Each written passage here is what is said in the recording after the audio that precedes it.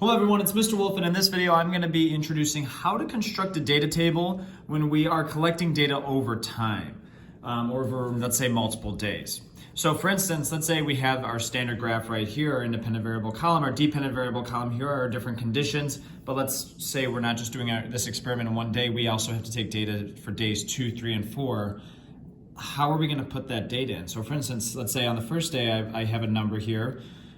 What am I going to do for that same condition where I take that same measurement, but on the next day, like, it's not going to look good if I just start cramming in random numbers here. It's going to be difficult to follow, so we have to have a different way of going about this. So here's one example right here. Well, if we're doing it over multiple days, why don't we just turn this column right here into days, so 1, 2, 3, and then as time goes on, it's like, okay, I make my measurement, so let's say I don't know, it's 5, whatever that ends up being, and then day 2 is 6, right? So that's working out, but here's the problem is if you notice, there's no independent variable here. I can't compare two different conditions. So I can take measurements, but I don't know necessarily what condition this is for, like my control group, my experimental group, condition 1, 2, 3, whatever I'm testing. So we have to be creative on how we're gonna create our data tables here.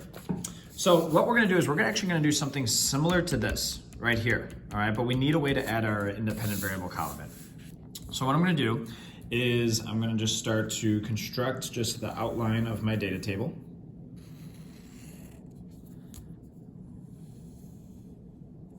All right, and what I'm gonna do is draw a line here.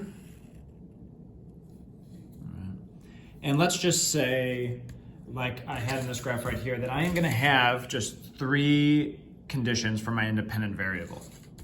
So if that's the case, I'm gonna draw a line coming down here. This will be for the days. All right. And then, you know what? I'm gonna start this off where I'm gonna have a little bit more room that I'm gonna give myself for the independent variables instead of the days. So there's definitely some spacing, some consideration of spacing that's gonna go on here. All right, so I'm gonna draw that line coming down through here again, and then maybe I'll draw this line coming down here. All right. And this will be for my days. So I'll even say days, or whatever period of time you're taking data for multiple independent variables. And so what I could start to do is just draw my rows for the days that I'm gonna be collecting data for. Now, the nice thing is, and this is gonna be the case for our growing food lab, is we don't know how many days we're gonna run this experiment for, so we could just keep on going down the line if we needed to. So for now, let's do days 1, 2, 3. Let's say that there was a weekend in there, so 4 or 5 we're not collecting data, and we come back on 6, right? So we might be doing something like that. Again, we could kind of fill in the days as we go down the line with our table. All right, so then we'll start to take some measurements. So that's where we need our DV column, so our dependent variable, what we're measuring. Maybe it's temperature, maybe it's height, in some units, whether it's centimeters or inches, but there's our DV column. We're gonna have some units. All right, and this is gonna be interesting now. Our DV column, within this column, we're also gonna have our independent variable. So how that's gonna work is I'm gonna split this into our 3 conditions.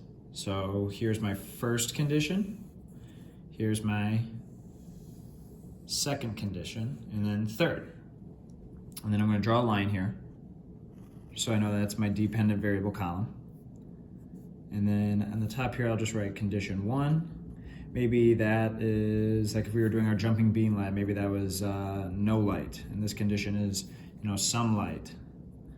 And then this condition is even more light or artificial light. So it's the different conditions we're testing, all right?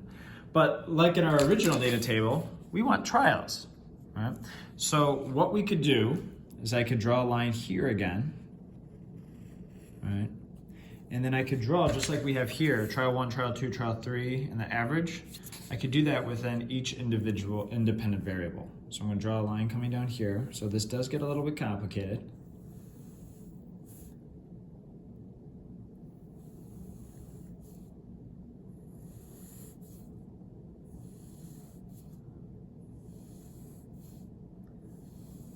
Doing this fast, or my lines are not gonna be super straight. All right, and then trial 1, so T1, T2, T3. This will be the average. T1, T2, T3. This will be the average. T1, T2, T3, and then the average. All right. So at the end of the day, what we actually end up caring about most is the average numbers that we're going to get on each day, all right, over time. But our trials allow us to contribute to an accurate and reliable average that we'll have right here. All right. Now, as always, we're going to want a title, the effect of whatever our independent variable is. So remember, these conditions, those are independent variables right here. One is going to be a control. The effect of blank on blank.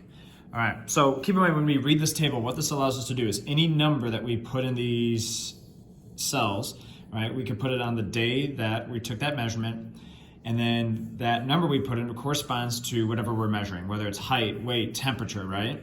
And then by having these separate columns here, I know that this, if I put in a number right here, that corresponds to this condition. Right, if I put in a number here, that corresponds to this condition. This corresponds to this condition. So it's a little bit complicated, but this allows us to take a lot of data and to organize it in a way over multiple days. Thanks for watching.